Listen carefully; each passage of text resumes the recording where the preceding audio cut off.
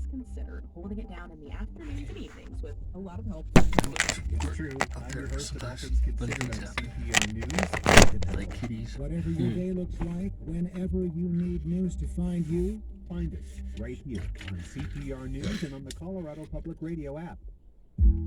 So I started thawing this stuff out last night. The bacon I put in there, and then the chorizo I put in there. Bacon I put back in the freezer.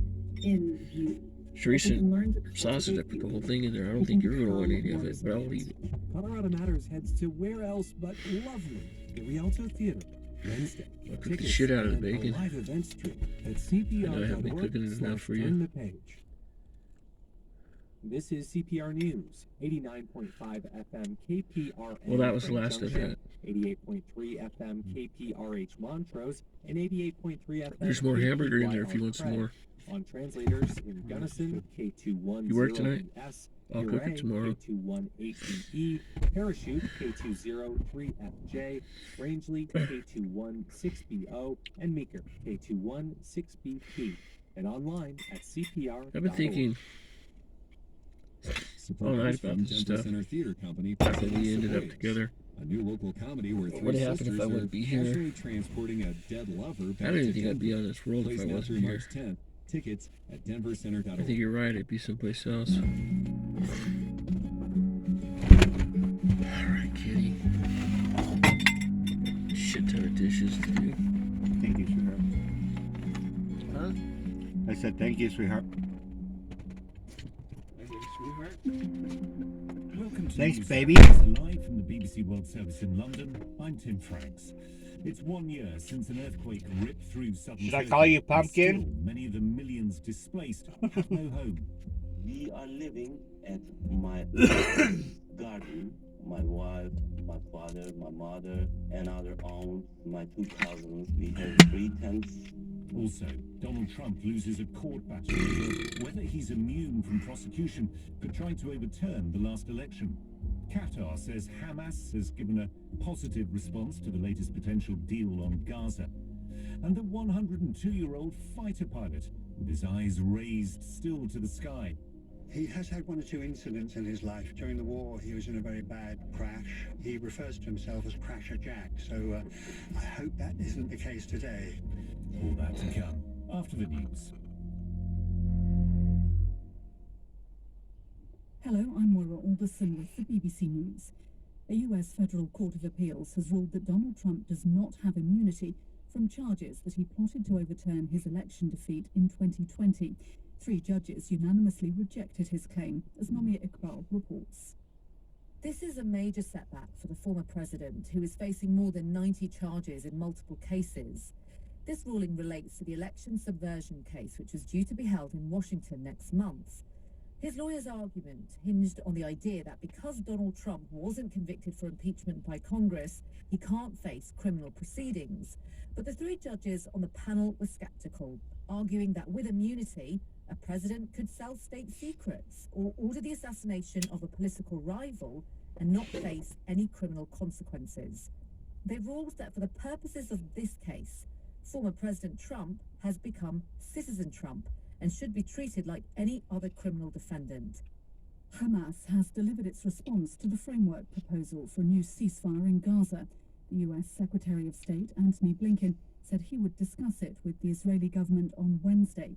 Barbara Platt-Usher is in Jerusalem. It's clear what America wants, an extended pause in hostilities with enough time to free more than 100 Israeli hostages still held in Gaza, and to get desperately needed humanitarian aid into the Palestinian territory.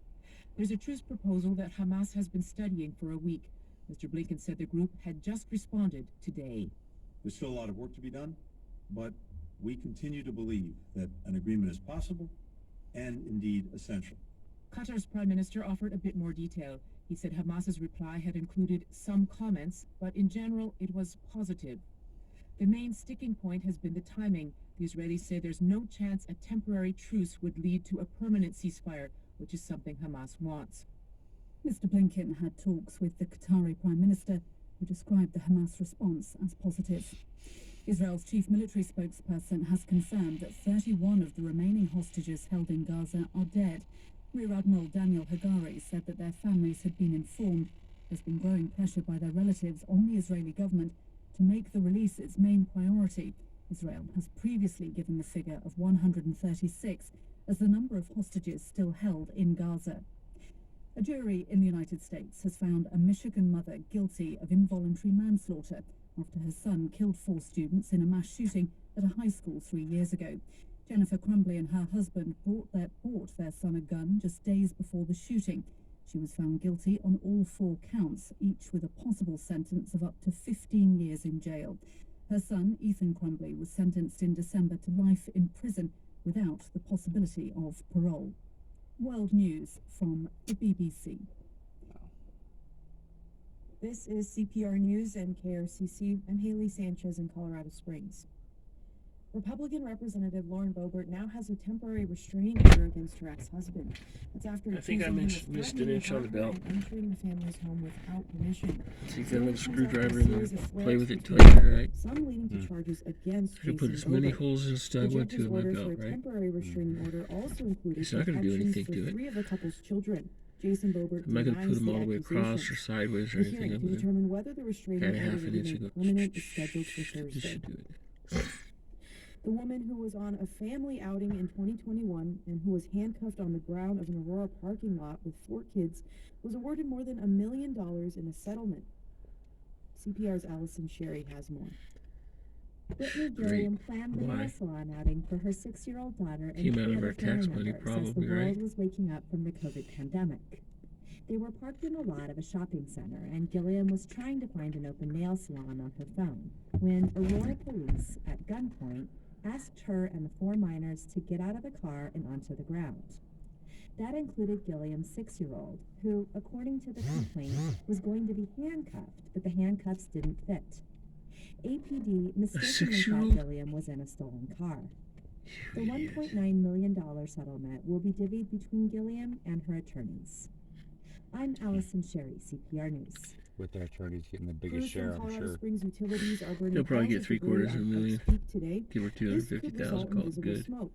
The piles come from a mitigation project aimed at reducing wildfire risks in watersheds.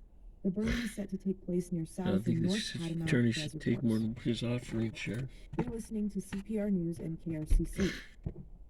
More Colorado news at cprandkrcc.org.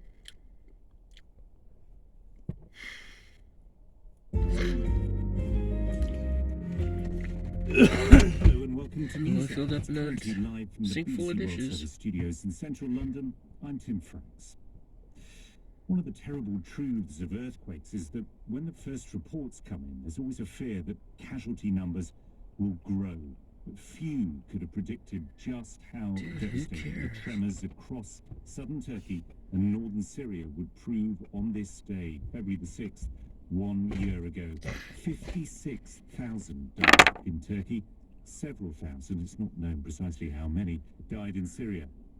This, though, is a story where the aftershocks are still being felt. Many millions who were